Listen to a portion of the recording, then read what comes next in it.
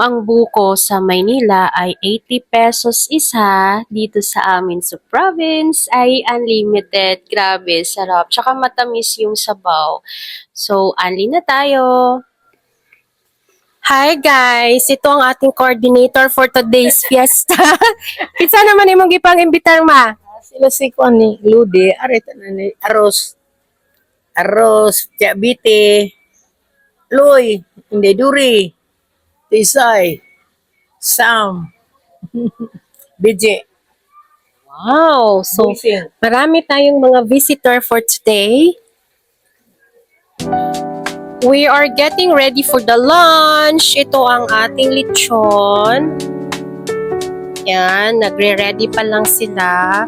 I think dumating na yung food for the flowers. Ito yung mga ulam na na-prepare ng catering. So, ang catering natin for today's fiesta ay ang Gavinos Catering. And ito yung seafoods. Close na natin kasi baka may langaw. I think this one is sweet and sour fish. And cordon bleu. Wow, so yummy. And merong pansit bihon. Masarap yan. Diyan naka-set up ang ating tables and chairs. Ready na. Hello, my friend. Wow! Asa man ka mo adto? Yes siya. Gising na. Mag-i-start ng party. Ate Inday, Kuya Brian, gising na.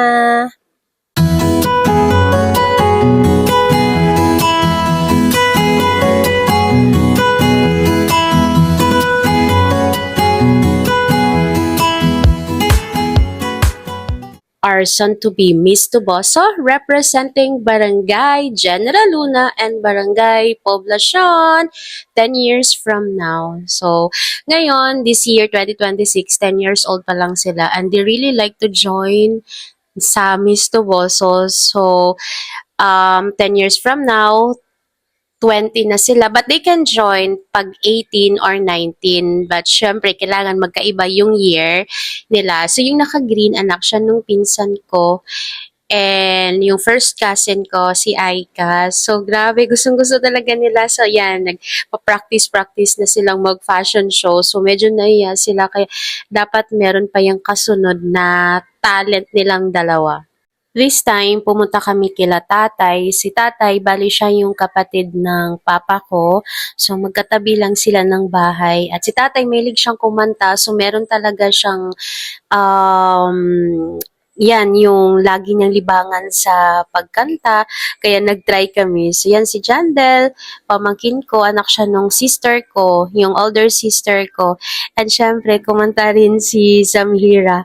Tuwang-tuwa yung dalawa. Kasi, mahilig talaga yan silang kumanta. Kasi kahit nasa bahay kami, yan, nagkakanta-kantahan yan sila. Ito kasi maganda kasi meron siyang equalizer. Yung pangkanta, tapos merong malaking speaker. Kaya malakas yung boses nila. Vinoise over ko lang yung part na to kasi baka ma-copyright. Ito yung time na nasa church kami, bumili kami ng candle kasi magla-light kami ng candle in honor of Saint Anthony de Padua. So, fiesta dito sa Tuboso.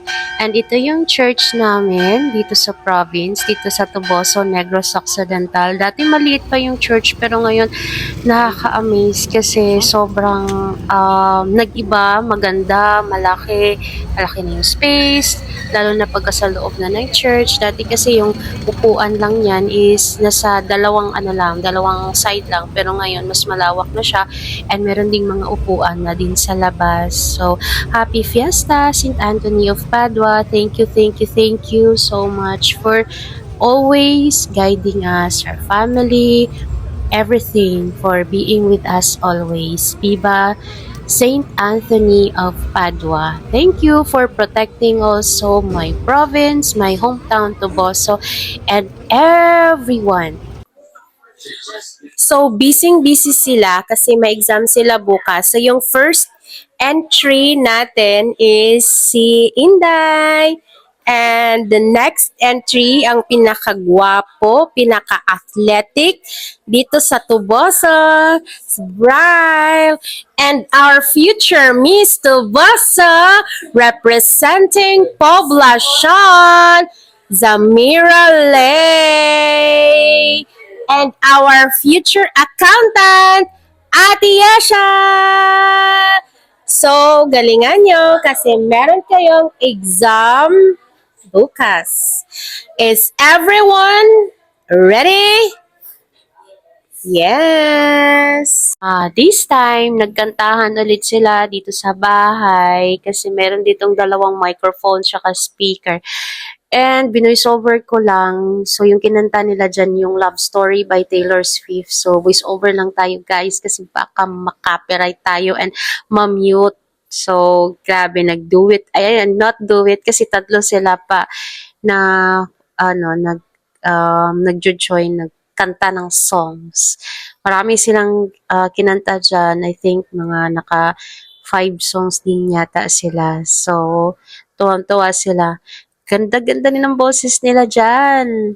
Kaya lang sayang kasi hindi pwede siyang i-play kay nako, delikado. Baka makapiright at ma-mute at baka ma-block at ma-ban pa. So, okay na yan yung ganyan na lang.